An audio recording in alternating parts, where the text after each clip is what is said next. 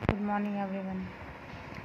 शिक्षण की अंतःक्रियात्मक अवस्था में मुख्य संक्रिया होती है उपर्युक्त सभी क्रिया और प्रतिक्रिया, निदान की, प्रत्यक्षीकरण की। शिक्षण की अंतःक्रियात्मक अवस्था में मुख्य संक्रिया क्रिया और प्रतिक्रिया होती है और इसके मध्य में शिक्षण कार्य संपन्न होता है।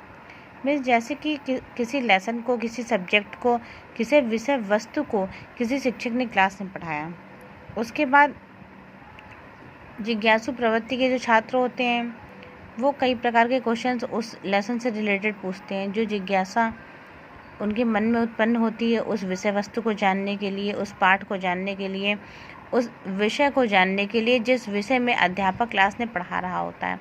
कई प्रश्न उस बालक के मन में आते हैं, तो सभी बालकों को, सभी छात्रों को इस तरह प्रेरित करना चाहिए कि वो नए नए प्रश्न पूछें, जिससे कि क्रिया और प्रतिक्रिया होगी।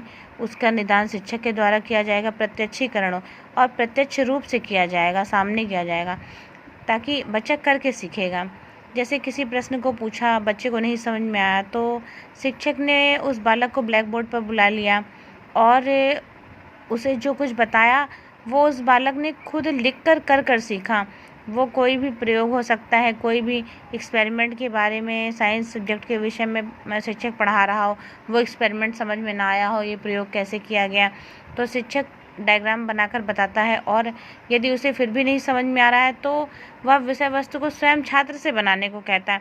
तो इस तरह से वह चीज़ें, वह क्रियाकलाप जो वह स्वयं करके सीख रहा है और शिक्षक उसे निर्देशित कर रहा है।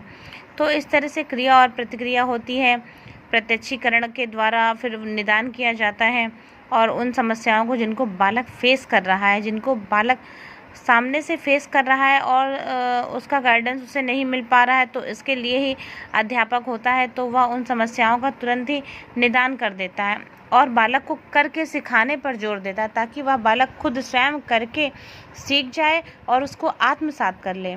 एक बालक काली गाय, काला कुत्ता, काली वस्तुओं को देखकर डरने लगता है। इस प्रकार के अनुबंधन में निहित है उद्दीपक समानीकरण। एक बालक काली गाय, काला कुत्ता, काली वस्तुओं को देखकर डरने लगता है।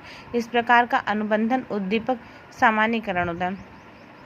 देखो, बच्चा शुरू में होता क्या है कि उसे सभी चीज़ों, वस्तुओं, जीव जंतुओं के विषय में भान नहीं होता, उसे उसका बोध नहीं होता, वह जानता नहीं है। अमूमन उसका रिएक्शन क्या होता है, जब भी किसी नई विषय वस्तु, किसी नई जीव जंतु को देखता है तो वह डरता है, क्योंकि वह उस व्यक्ति या उस जीव के बारे में कुछ जानता नहीं है। वह उसको यह भय उत्पन्न होता है कि यह जीव जंतु या अमुक वस्तु या अमुक व्यक्ति मुझे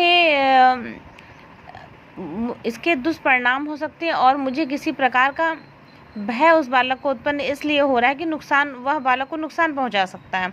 तो ऐसा सोचकर बालक डर जाता है। तो इसी तरह से जब एक बालक के सामने काली गाय, काला कुत्ता, काली वस्तुएं देखकर वह डरने लगता है, इस प्रकार के अनुबंधन को उद्दीपक सामान्यीकरण कहते हैं। तो यह एक सामान्य सी घटना है जो सभी बालकों में हो सकती है, सभी के साथ हो सकती है। शिक्षण विधि का चयन करते समय निम्नलिखित में से किसको ध्यान में रखने की आवश्यकता नहीं है? अभिभावक की पृष्ठभूमि। तो हमें किसी भी शिक्षक को यह बात विशेष तौर पर ध्यान रखनी चाहिए कि जो छात्र हैं उनके अभिभावक किस बैकग्राउंड को बिलोंग करते हैं, या इससे शिक्षक को फ़र्क नहीं पड़ना चाहिए। ना ही उनको उस विषय में जानने की ज़रूरत है और ना ही जानने की कोशिश करनी चाहिए, और जानने के बाद भी बच्चों में किसी प्रकार का भेदभाव नहीं करना चाहिए।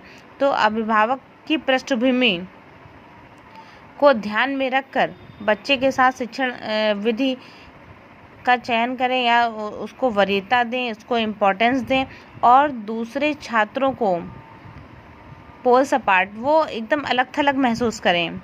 वह ऐसा महसूस करें कि वह तिरस्कृत हो रहे हैं, अपमानित हो रहे हैं, तो ऐसा अन्य छात्रों को न महसूस करवाएं। यह एक शिक्षक का दायित्व, वह एक शिक्षक की जिम्मेदारी है कि सिर्फ एक ही बालक को वरीयता न देकर, इस बेस्ड पर कि वह किस बैकग्राउंड से आ रहा है, वह किस घर से बिलोंग कर रहा है, किस फाइनेंशियल बैकग्राउंड से आ रहा है, किस नेता नगरी से आ रहा है और किस बड़े घर से आ रहा है, जो हम सिर्फ एक छात्र को ही वरीयता देकर अन्य बच्चों को निगलेक्ट करते जा रहे हैं। तो ऐसा शिक्षक को नहीं करना चाहिए कि अभिभावक की पृष्ठभूमि देखकर शिक्षण विधि का चयन करें और एक मात्र एक ही छात्र को इम्पोर्टेंस दें और उस पर ही अपना ध्यान केंद्रित करें, तो ऐसा नहीं होना चाहिए। आई होप आपको समझ में आ गया होगा। निम्न में से कौन सी बाल्यावस्था की एक विशेषता नहीं है? जिज्ञासा कमी।